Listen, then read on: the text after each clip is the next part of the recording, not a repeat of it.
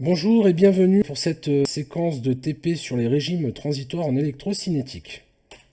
Alors tout d'abord, qu'est-ce qu'un régime transitoire? Je vais vous lire la définition en physique et puis l'expliquer. En physique, un régime transitoire est le régime d'évolution d'un système qui n'a pas encore atteint un état stable ou le régime établi. Finalement, on pourrait parler d'un système à l'équilibre. Un régime transitoire peut apparaître lors d'une modification d'un système. Alors par exemple, vous êtes assis sur une balançoire, puis vous êtes immobile, vous êtes donc dans un état d'équilibre mécanique, vous vous écartez de cette position d'équilibre grâce à vos pieds, vous vous laissez balancer et il va y avoir un certain temps avant de retrouver votre position d'équilibre à nouveau. Et ce temps finalement écoulé va correspondre à ce qu'on appelle un régime transitoire. Voilà, pour faire simple. Alors, il peut être caractérisé par un taux d'amortissement. Alors, le taux d'amortissement, on verra en physique que c'est lié, lorsqu'on fait des oscillateurs mécaniques, on va dire, aux forces de frottement. Si c'est en électricité, on verra que c'est lié à la résistance du circuit électrique. Un temps de relaxation. Alors, le temps de relaxation, ça va être finalement le temps au bout duquel le système retrouve un régime permanent qui correspondrait donc à un système à l'équilibre, ou encore à un facteur de qualité. Alors le facteur de qualité, dans le cadre des régimes transitoires, va nous indiquer s'il est possible ou pas justement d'assister pendant ce régime transitoire à un régime pseudo-périodique. Alors maintenant, pour un circuit électrique, un régime transitoire apparaît par exemple à l'ouverture ou à la fermeture d'un interrupteur, à la modification de la tension ou de l'intensité délivrée par un générateur.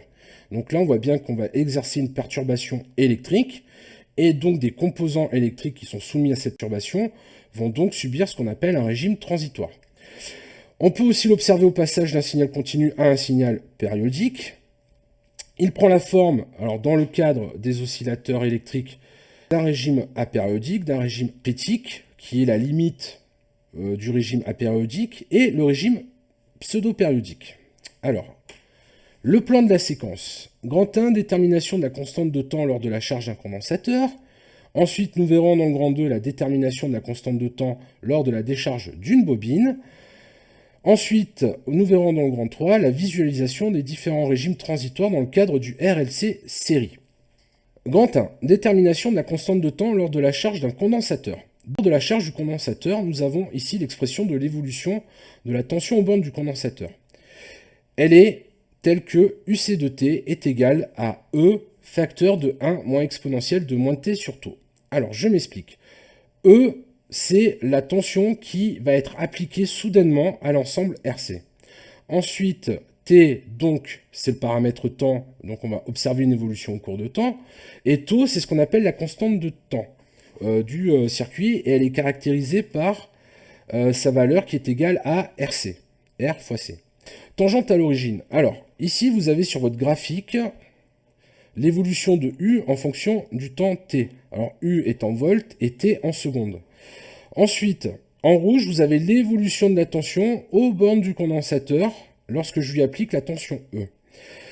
Donc, si vous prenez l'expression de UC de T et que vous la dérivez et que vous la calculez au point T égale 0, vous obtiendrez une équation de droite qui sera donc tangente à la courbe UC de T, et qui va couper l'asymptote E, qui détermine donc la limite de la valeur de la tension du condensateur, exactement pour l'abscisse petit t égale à tau. Cette méthode, elle est utile lorsqu'on veut tracer l'allure de la courbe d'une charge ou d'une décharge d'un condensateur. Donc ça va vous être utile que si vous êtes en travaux dirigés, si vous faites un brouillon, etc., en travaux pratiques.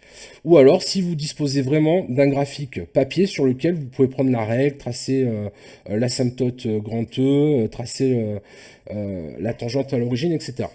Nous, dans le cadre de l'oscilloscope numérique, on va s'intéresser aux deux autres méthodes. La méthode des 63%, et la relation taux égale à T2 moins T1 sur ln de 9. Alors, la méthode des 63%. On constate que si on se retrouve à 63% de la valeur grand E, T sera égal à taux. Donc, vous le voyez ici, j'ai pris pour UC de T égale à taux, on obtient 0,63 fois E. Et donc, on lira directement à l'oscilloscope numérique sur l'abscisse X qui correspond au temps, directement la valeur de taux. Ensuite, il y a la deuxième méthode. La relation taux égale à T2 moins T1 sur ln de 9. Alors comment est obtenue cette relation? Simplement en éliminant mathématiquement l'exponentielle grâce à sa fonction inverse qui est le logarithme népérien. Vous manipulez la formule et finalement vous retombez sur vos pattes en obtenant taux égale T2 moins T1 sur ln de 9. Alors j'explique.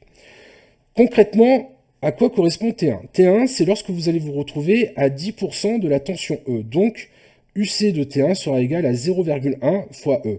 Et là, vous mesurerez à l'oscilloscope T1. Ensuite, vous vous placez à 0,9 E. Et là, ça correspondra à T2. Donc, UC de T2 égale à 0,9 E. Vous obtenez en abscisse T2. Vous faites la différence des deux. Vous divisez par le log népérien de 9. Et vous obtenez la constante de temps. En pratique, nous allons réaliser le circuit suivant, une résistance associée en série à un condensateur. Nous allons soumettre l'ensemble à ce qu'on appelle un échelon de tension, ici. Donc, ça va simuler au cours du temps des fermetures et des ouvertures d'interrupteurs, et nous allons observer ce qui se passe. Pour ce faire, nous allons utiliser donc l'oscilloscope numérique, visualiser sur le canal 1 de l'oscilloscope numérique l'évolution de E de t pour savoir où on se trouve exactement. Et ensuite, nous allons visualiser la tension UC de t au canal 2 pour ainsi observer le comportement du condensateur lorsqu'il est soumis à un échelon de tension. Pour réaliser ce circuit, je vais utiliser une résistance de 2 kΩ, un condensateur de capacité 0,1 microfarad. Si j'applique la formule taux égale R fois C, cela nous donne une constante de temps taux égale à 0,2 millisecondes. Et si je veux avoir le temps d'observer les charges et les décharges, il faut que je puisse atteindre le régime permanent. Ce régime permanent, on considère qu'on l'atteint au bout d'un temps 5 taux. Donc ici, ça sera égal à 1 milliseconde. Donc, sur une période, il faut que je puisse observer à la fois une charge et une décharge. Donc, ça va m'imposer une période du signal à 2 millisecondes. Si je fais l'inverse, je trouve 500 Hz. Et donc, pour me placer dans les bonnes conditions d'observation, il faudra que je règle le générateur de fonction sur une tension créneau de fréquence au maximum de 500 Hz. Pour réaliser le montage, je vais donc utiliser un générateur de fonction pour appliquer la tension créneau à l'ensemble RC, et je veux en même temps pouvoir visualiser cette tension créneau. Donc à la sortie du générateur de fonction, ici, je place un T.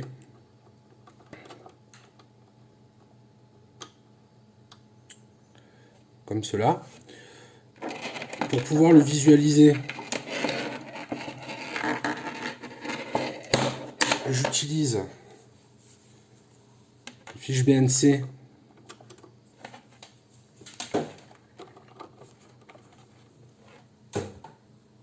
que je vais relier au canal numéro 1 entrée de l'oscilloscope.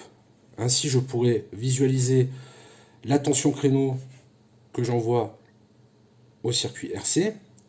Et en même temps, grâce au T, je peux à la fois l'envoyer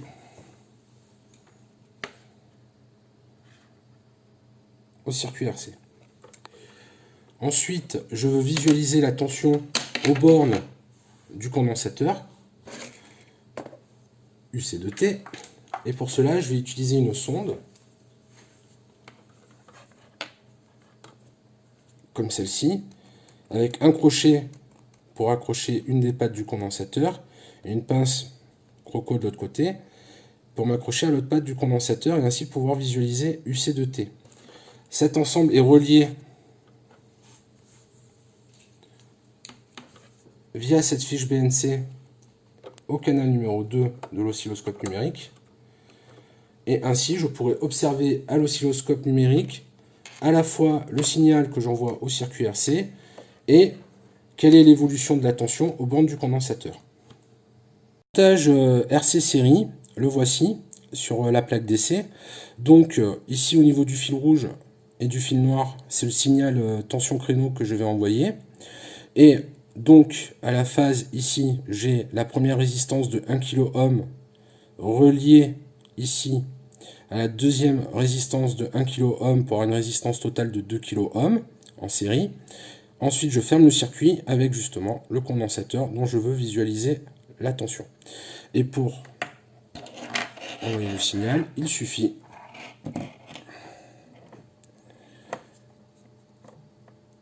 de relier la sortie du générateur de fonction via les pinces croco aux deux fils ici. Donc là, ce que j'envoie ici, c'est E de T. Ensuite, je veux visualiser la tension UC de T au cours du temps. Donc, comme je vous ai dit, je vais accrocher ici la pince de la sonde et de l'autre côté, je peux le faire directement à la masse du circuit. Ici. Et là, je visualise UC de T. Je récupère UC de T.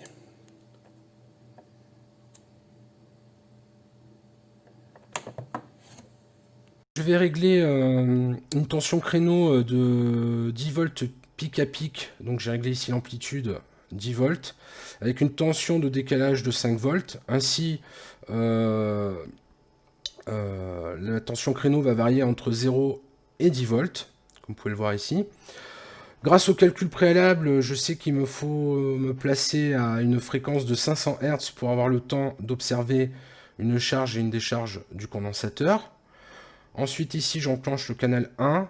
Donc, je visualise bien la tension créneau qui est envoyée à l'ensemble RC. Maintenant, ici, au canal numéro 2, je récupère donc UC de T. Voyons ce qui se passe. Et donc, voilà, on observe bien ici une charge et une décharge. Alors, pour vous montrer que si j'étais plus haut en fréquence, je n'aurais pas eu le temps d'observer justement ces charges et ces décharges, je monte en fréquence, je fais un zoom sur le temps, et vous voyez là, on voit à peine le début de la charge, ensuite il se décharge. C'est vraiment trop succinct pour réaliser des mesures, je peux même exagérer encore en montant en fréquence, vous voyez. Donc là, on n'est pas dans les bonnes conditions, donc c'est pour ça que j'avais fait le calcul théorique avant en me disant, bon, je sais que je dois être aux alentours de 500 Hz pour bien observer une charge et une décharge, et d'ailleurs, regardez, là, ayant zoomé sur le temps auparavant, j'ai vraiment de quoi réaliser de bonnes mesures. Donc, pour réaliser la mesure des 63%, je vais utiliser les curseurs suivi et je vais le faire sur la voie 2. Alors, à quoi sert le curseur suivi sur la voie 2? Ici en jaune, il me permet de ne jamais décrocher de la courbe UC de T. Et ainsi, je suis sûr de réaliser des mesures sur UC de T. Et par exemple, ici, je vais avoir en ordonnée la tension et en abscisse le temps. Donc, pour pouvoir réaliser une mesure, le curseur en jaune se réfère par rapport au curseur en rouge qui lui aussi ne décroche jamais de la tension créneau. Voilà, donc je me place juste avant le saut de tension de 0 à 10 volts. Je sais que le delta Y ici, qui est donc la différence entre la tension qui me sert de référence 0 volts et la tension sur laquelle j'ai placé mon curseur en jaune, voilà, je dois me placer à 6,3 volts. Et oui, j'ai pris 10 volts pic à pic. Donc 10% de E va correspondre à 6,3 volts. Je me place à 6,3 volts. Vous regardez bien delta Y qui correspond à l'évolution UC.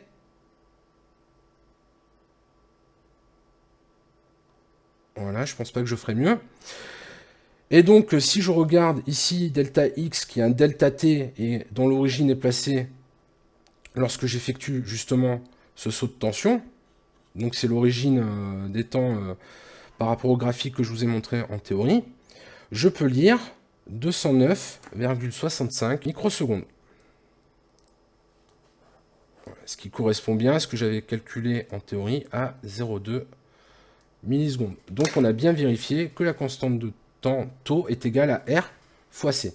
Autre méthode, celle qui utilise le log népérien de 9. Alors, cette fois-ci, je vais me placer à 10% de E et à 90% de E et mesurer à chaque fois donc T1 et T2, faire la différence et appliquer la formule. Alors, je me place, 10% de E, c'est 1 volt.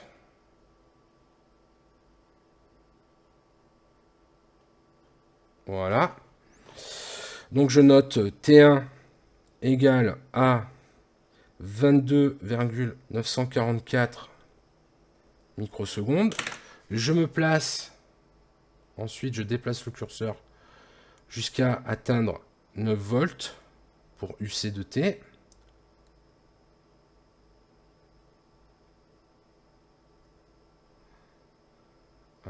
Hop, voilà. Donc voilà, il faut avoir à l'esprit qu'il faut trouver le bon compromis entre le zoom et la possibilité de se déplacer sur la portion de courbe qui nous intéresse. Parce que plus vous zoomez, plus vous serez précis pour le déplacement des curseurs. Voilà. Donc là, on peut lire un T2 qui correspond au delta X à l'écran égal à 500,34 microsecondes. Donc on effectue le calcul. Normalement, il va s'afficher à l'écran et on doit vérifier la constante de temps taux proche de 0,2 millisecondes. Je passe à la suite. Alors, je voudrais m'intéresser maintenant de manière qualitative à l'évolution de UC de T. Donc, je vais décocher les curseurs, désactiver, voilà. Alors, voilà, là, vous avez une option avec la main, vous pouvez déplacer à quel moment l'oscilloscope doit déclencher pour revenir à l'origine, pour superpositionner, oui, pour voilà, ouais, superpositionner l'enchaînement des variations au cours du temps. Donc là, si vous regardez bien, ce qui se passe, c'est que le condensateur, sa tension va évoluer.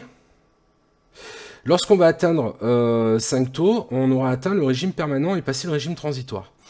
Et on peut constater que pendant ce régime transitoire qui correspond à une variation de tension dans le temps, eh bien, en fait, la tension du condensateur est en retard par rapport à l'intensité du courant dans le circuit. Et ensuite, l'intensité va s'annuler puisque le condensateur à la fin, finalement, se comporte entre guillemets comme un bouchon, c'est-à-dire un interrupteur ouvert aux bornes duquel je retrouve la tension E et une intensité nulle. Voilà, donc le fait que le courant borne du condensateur s'établit avec du retard lors d'une variation, c'est ce qu'on appelle un effet capacitif. Grand 2, étude du circuit RL en régime transitoire. Nous allons en fait appliquer la même démarche, mais cette fois-ci en remplaçant le condensateur par une bobine. Et fait important, nous observerons l'évolution de la tension UR de T au cours du temps. À l'oscilloscope, il est impossible de visualiser une intensité, donc nous visualisons la tension UR de T, et comme UR de T est égal à R fois I de T, loi d'Ohm, basique, via le signal UR de T, je vais observer le comportement de l'intensité I de T qui traverse la bobine. Alors c'est la même démarche, on va observer ce qui se passe lors de fermeture et d'ouverture d'interrupteurs. Donc nous, pour l'expérience, on va s'intéresser au graphique qui est en violet sur votre écran.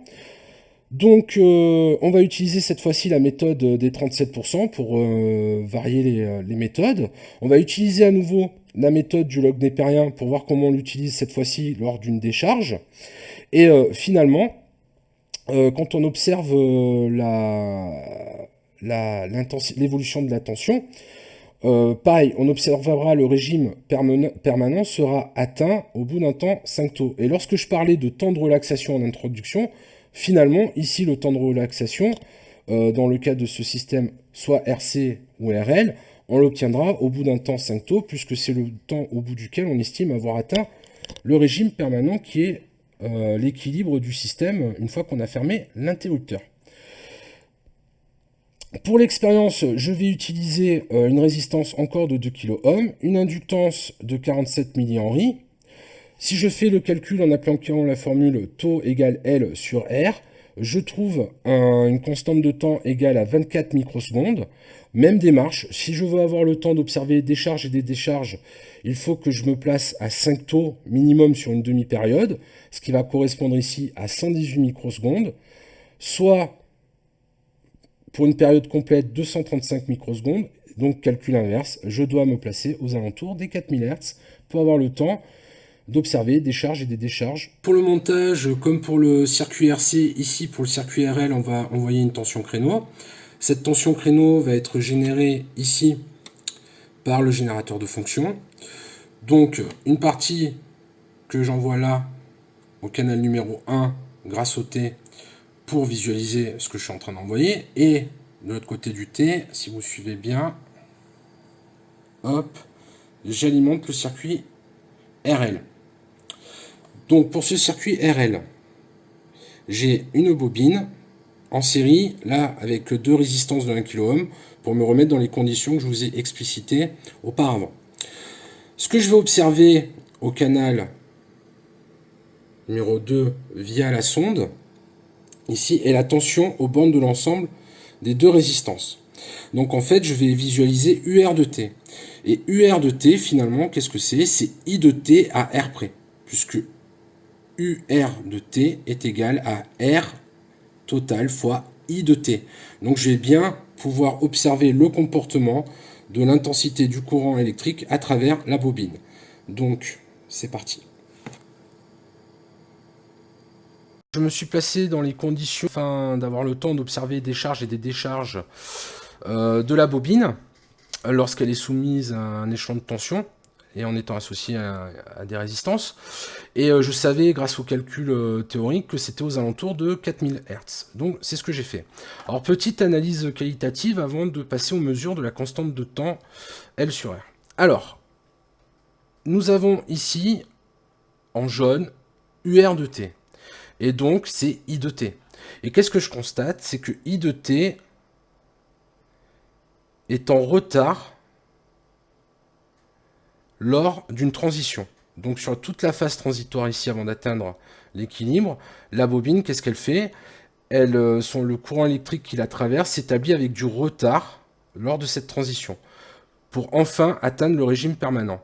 Alors je vais descendre en... Voilà. Dans le régime permanent, ce qui se passe, c'est que la bobine, au final, se comporte comme un fil. Donc sa tension à ces bornes sera nulle et l'intensité du courant sera maximale. Donc lorsque le courant s'établit avec retard aux bornes d'une bobine, en fait on appelle ça un effet inductif. Voilà. Passons maintenant aux mesures de la constante de temps, taux. Ici on va utiliser la méthode des 37%. Donc je me suis placé à l'aide des deux curseurs et du suivi du curseur 1 en jaune à 3,7 volts, puisque j'ai une tension au départ de 10 volts. Et lorsque donc j'ouvre l'interrupteur, on passe à 0 volts et la bobine se décharge dans la résistance. Et en fait, ce que je visualise à l'écran, comme j'ai dit quand j'ai montré le montage auparavant, c'est UR de T. Donc finalement, j'observe I de T à R près. Voilà. Donc là, j'ai placé les curseurs comme j'ai expliqué pour la manip précédente. Et je note un delta X, donc un delta T qui correspond à un taux ici de 21,27 microsecondes. Donc ça, c'est le taux expérimental. Ensuite, donc voilà, hein, je me suis déplacé tout simplement comme ça. Donc maintenant, on va faire la méthode du log népérien de 9 appliqué cette fois-ci lorsqu'on observe une décharge. Donc on se place à T1 90% et à T2 10% cette fois-ci. Et on va faire la différence des deux instants et on va diviser ce temps par ln, ce delta t par ln de 9 et on aura à nouveau une autre manière d'obtenir taux. Alors je me place ici à 90%, donc voilà, je pourrais pas avoir mieux. Donc là, on lit un T au niveau du delta X, ici, de 787,79 nanosecondes. Ça, c'est T1. Ensuite, on va se placer à 1 volt. Voilà. Cette fois-ci, c'est delta X égale T2. Et donc, on lit 58,454 microsecondes. On effectue le calcul. 58.454 10 puissance moins 6 moins 787.79 10 puissance moins 9 nanosecondes. Voilà, on divise le tout par ln de 9 et on obtient un taux expérimental par cette méthode égal à 26 microsecondes. Grand 3, étude du circuit RLC série en régime transitoire. Donc toujours même idée, on prend une portion de circuit ici RLC, on la soumet à un échelon de tension qui simule à nouveau des fermetures-ouvertures d'interrupteurs. Et ce qu'on va visualiser donc, c'est la tension créneau que l'on impose à l'ensemble. Ensuite, ici au canal numéro 2, on va récupérer la tension UC de T et donc voir ce qui se passe au niveau du condensateur. Et selon les conditions, voilà, selon les conditions, on va pouvoir voir si le condensateur va être le siège ou non d'oscillations électriques. Alors, pour avoir des oscillations électriques, cela va dépendre du facteur de qualité qui prend en compte les problèmes de déperdition d'énergie lors des oscillations électriques. Alors, ce facteur de qualité est égal à 1 sur R fois racine carrée de L sur C dans ce cas.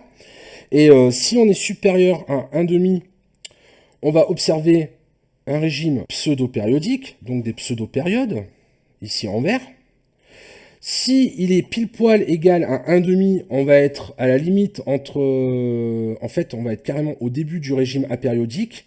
D'accord, c'est ce qu'on appelle le régime critique, et c'est le retour le plus rapide à l'équilibre de la tension.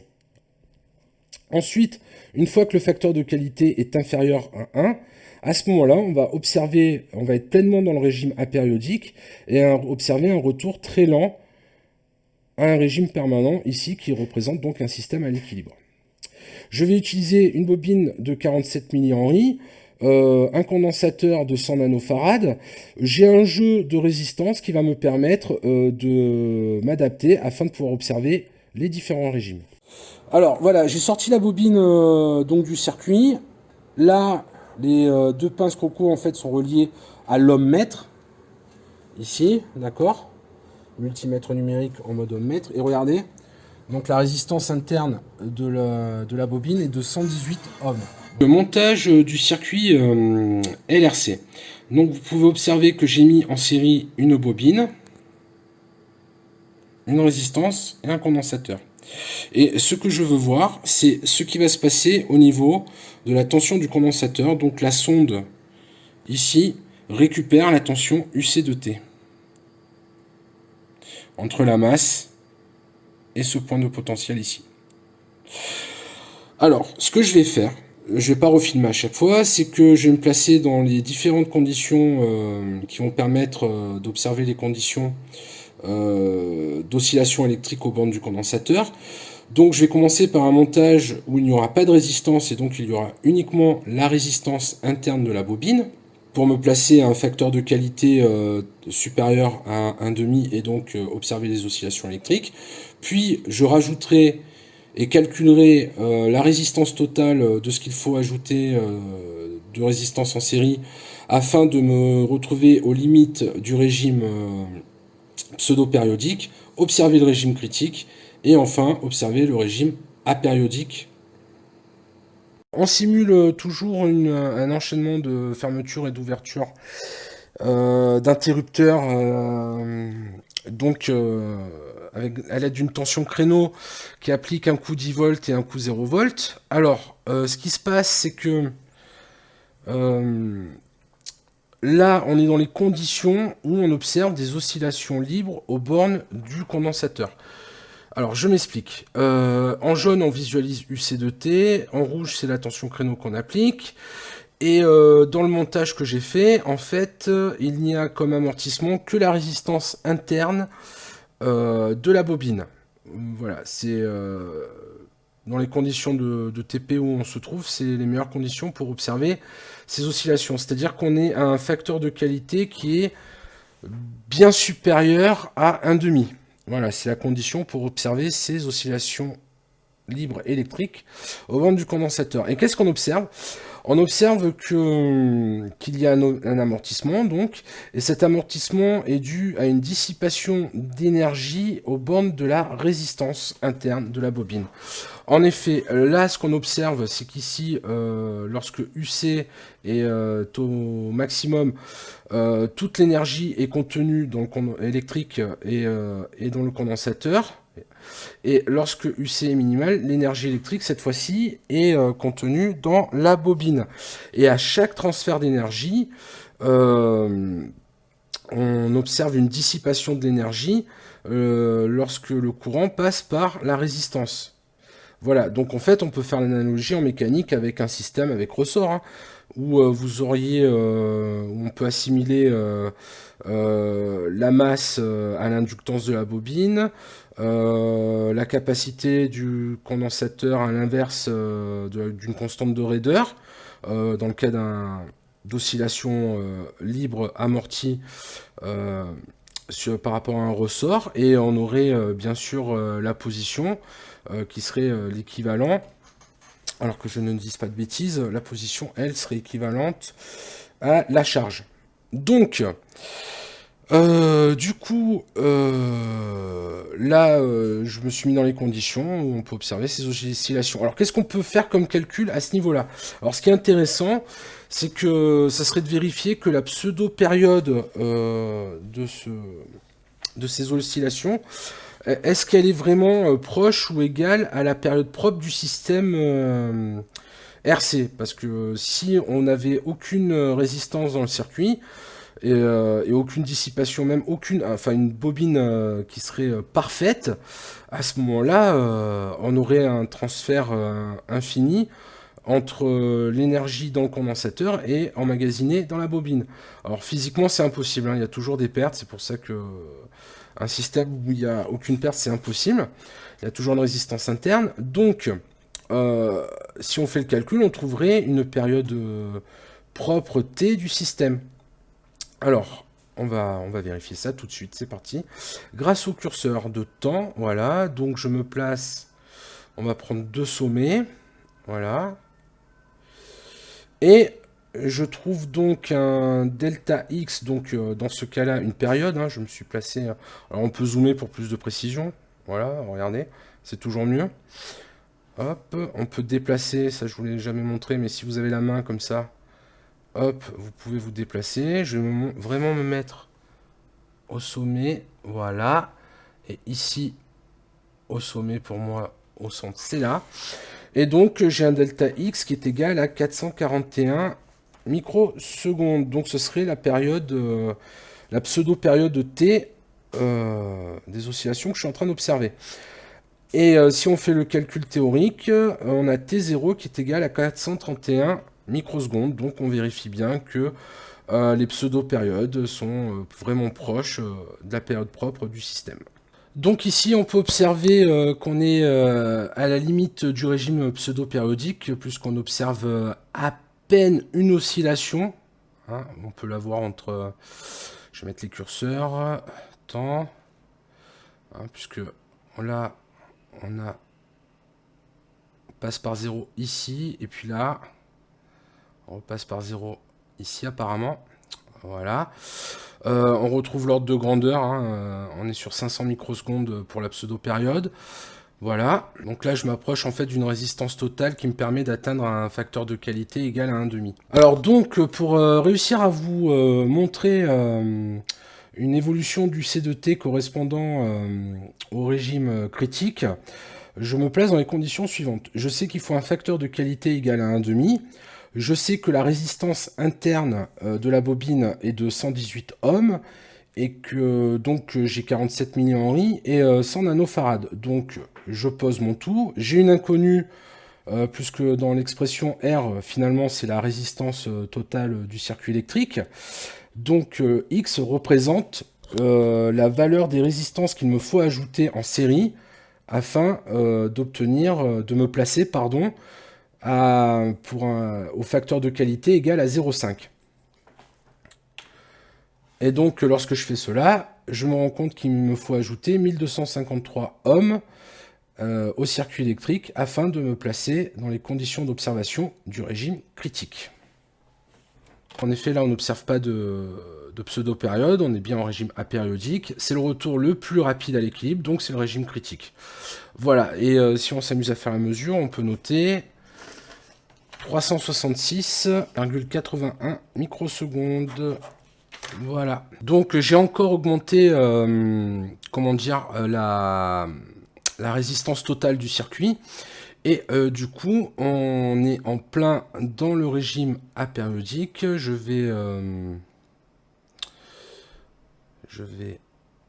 me remettre dans les mêmes conditions pour vous montrer que le retour à l'équilibre est plus lent. D'ailleurs, il n'a pas le temps de se faire. Alors si je diminue la fréquence, voilà. Je diminue encore la fréquence un petit peu. Voilà. Je diminue la base de temps. Voilà. Et donc là, si je m'amuse à mesurer le temps de retour à l'équilibre, ici, voilà, le temps est beaucoup plus important. Il est de 2,5726 millisecondes. Donc, bilan de cette séquence de TP. Alors, on a pu faire les vérifications expérimentales des constantes de temps pour les circuits R et les RC, grâce à deux méthodes de mesure. Ensuite, on a pu aborder les notions physiques de comportement capacitif et inductif. Maintenant, vous saurez de quoi on parle en séance de travaux pratiques lorsqu'on parle de comportement capacitif ou inductif. Ensuite, troisième point, vérification expérimentale du facteur de qualité. Ben oui, on a dû calculer la résistance totale du circuit pile poil pour se trouver à Q égale 1,5, et on a pu vérifier qu'on était bien dans le régime critique. Donc on a vérifié cette relation. Ensuite, on a pu voir l'influence du facteur de qualité sur le circuit RLC afin de pouvoir observer les différents régimes transitoires, à savoir le pseudo-périodique, le critique et la périodique.